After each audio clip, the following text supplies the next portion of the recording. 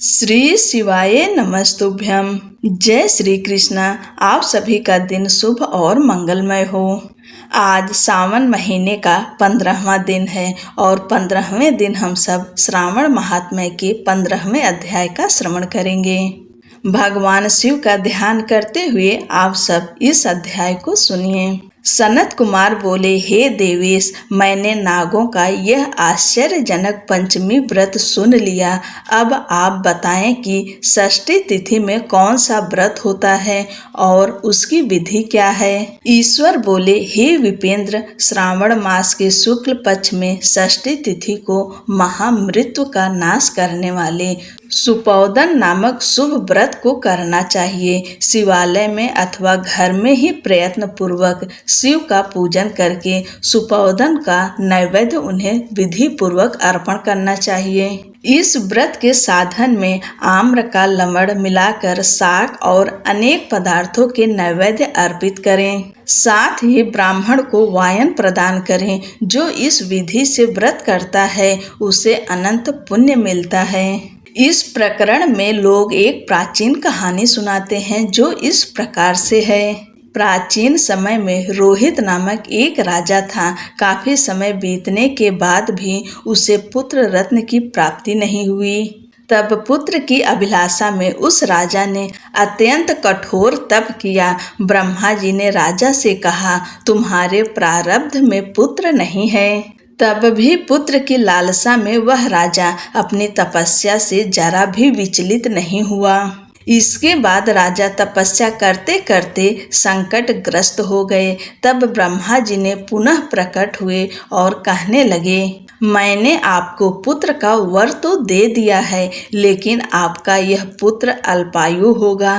तब राजा तथा उनकी पत्नी ने विचार किया कि इससे रानी का बांझपन दूर हो जाएगा, संतानहीनता की निंदा नहीं होगी। कुछ समय बीत जाने के बाद ब्रह्मा जी के वरदान से उन्हें पुत्र प्राप्ति हुई। राजा ने विधि पूर्वक उसके जात कर्म आदि सभी संस्कार किए। दक्षिणा नाम वाली उस रानी व राजा ने अपने पुत्र का नाम शिवदत्त रखा। उचित समय आने पर भयभीत चित्त वाले राजा ने पुत्र का यज्ञोपवीत संस्कार किया, किंतु राजा ने उसकी मृत्यु के भय से उसका विवाह नहीं किया।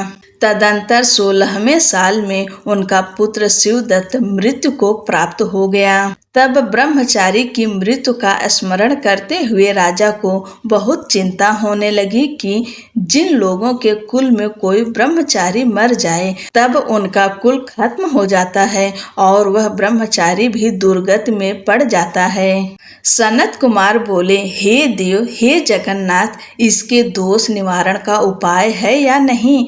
यदि उपाय है तो अभी बताएं जिससे दोष की शांति हो सके। ईश्वर बोले, यदि कोई स्नातक अथवा ब्रह्मचारी मर जाए तो अर्क विधि से उसका विवाह कर देना चाहिए। इसके बाद उन दोनों ब्रह्मचारी तथा आंख को परस्पर संयुक्त कर देना चाहिए। अब अर्क विवाह की विधि कहते हैं, मृतक का गोत्र नाम आदि लेकर देश काल का उच्चारण करके कर्ता कहे कि मैं मृत ब्रह्मचारी के दोष निवारण हेतु वैसर्गिक व्रत करता हूँ। सर्वप्रथम सुवर्ण से अभ्युदिक करके अग्नि स्थापना कर आघार होम करके चारों व्याहतियों ओम भूः ओम भुवः ओम स्वः ओम मः से हवन करना चाहिए। इसके बाद व्रत अनुष्ठान के उत्तम फल के निमित्त व्रतपति अग्नि के संपादनार्थ विश्व देवों के लिए धृत की आहुति डालें। उसके बाद श्रेष्ठ कृत होम करके अवशिष्ट होम संपन्न करें। पुनः देश काल का उच्चारण करके इस प्रकार बोलें, मैं अर्क विवाह करूंगा। उसके बाद स्वर्ण से अभ्युदिक कृत्य करके अर्क शाखा तथा मृतक की देह को तेल तथा हल्दी से लिप्त करके पीले सूत से वेष्टित करें और पीले रंग के 2 वस्त्रों से उन्हें ढक दें। इसके बाद अग्नि स्थापना करें और विवाह विधि में प्रयुक्त योजक नामक अग्नि में आघार होम करें व अग्नि के लिए आज्य होम करें। उसके बाद चारों बाहर्तियों से ओम भुवः ओम स्वः ओम मः बृहस्पति तथा कामदेव के लिए आहुति प्रदान करें। पुनः धृत से स्विष्टकृत होम करके संपूर्ण हवन कर्म समाप्त करें। उसके बाद आँख की डाली तथा मृतक के शव को विधि पूर्वक जला दें। मृतक अथवा म्रियमाण में निमित्त 6 वर्ष तक इस व्रत का अनुष्ठान करना चाहिए। इस अवसर पर 30 ब्रह्मचारियों को नवीन कौपीन वस्त्र प्रदान करना चाहिए और हस्त प्रमाण अथवा कान तक लंबाई वाले दंड तथा कृष्ण मृग चर्म भी प्रदान करने चाहिए। उन्हें चरण पादुका, छत्र माला, गोपी चंदन, प्रवाल मणि की माला तथा अनेक आभूषण समर्पित करने चाहिए। इस विधान से व्रत करने पर कोई भी विघ्न नहीं होता है। ईश्वर बोले, ब्राह्मणों से यह सुनकर राजा ने मन में विचार किया कि यह अर्क विवाह तो मुझे गौड़ प्रतीत होता है, मुख्य नहीं, क्योंकि कोई भी व्यक्ति मरे हुए को अपनी कन्या नहीं देता है। मैं राजा हूँ, अतः मैं उस व्यक्ति को अनेक रत्न तथा धन दूंगा जो कोई भी इसकी वधू के रूप में अपनी कन्या प्रदान करेगा। उस नगर में एक ब्राह्मण था। उस समय वह किसी दूसरे नगर में गया हुआ था। उसकी एक सुंदर पुत्री थी जिसकी माता की मृत्यु पहले ही हो चुकी थी। ब्राह्मण की दूसरी पत्नी भी थी जो ब्राह्मण की पुत्री के प्रति बुरे विचार रखती थी तथा दुष्ट मन वाली थी। कन्या 10 वर्ष की तथा दीन थी और अपनी सौतेली माता के अधीन थी। अतः सौतेली माता ने द्वेष तथा अत्यधिक धन के लालच में 1 लाख मुद्रा लेकर उस कन्या को मृतक राजकुमार के लिए दे दिया। कन्या को लेकर राजा के लोग नदी के तट पर शमशान भूमि में राजकुमार के पास ले गए और शव के साथ उसका विवाह कर दिया। इसके बाद विधान पूर्वक शव के साथ कन्या का योग करके जब वे जलाने की तैयारी करने लगे तब उस कन्या ने पूछा, हे सज्जनों, आप लोग यह क्या कर रहे हैं? तब वे सभी दुखित मन से कहने लगे कि हम लोग तुम्हारे इस पति को जला रहे हैं। इस पर भयभीत होकर बाल स्वभाव के कारण रोती हुई उस कन्या ने कहा, आप लोग मेरे पति को क्यों जला रहे हैं? मैं जलाने नहीं दूंगी। आप लोग सभी यहाँ से चले जाएं। मैं अकेली ही यहाँ बैठी रहूंगी और जब ये उठेंगे तब मैं अपने पति देव के साथ चली जाऊंगी। उसका हठ देखकर दया के कारण दीन चित्त वाले कुछ भाग्यवादी वृद्ध जन कहने लगे, अहो, होनहार भी क्या होता है, इसे कोई भी नहीं जान सकता। दीनों की रक्षा करने वाले तथा कृपालु भगवान न जाने क्या करेंगे। सौत की पुत्री का भाव रखने के कारण सौतेली माता ने इस कन्या को बेचा है। अतः संभव है कि भगवान इसके रक्षक हो जाएं। अतः हम लोग कन्या को इस शव को नहीं जला सकते, इसलिए सभी को अच्छा लगे तो हम लोगों को यहाँ से चले जाना चाहिए। परस्पर ऐसा निश्चय करके वे सब अपने नगर को चले गए।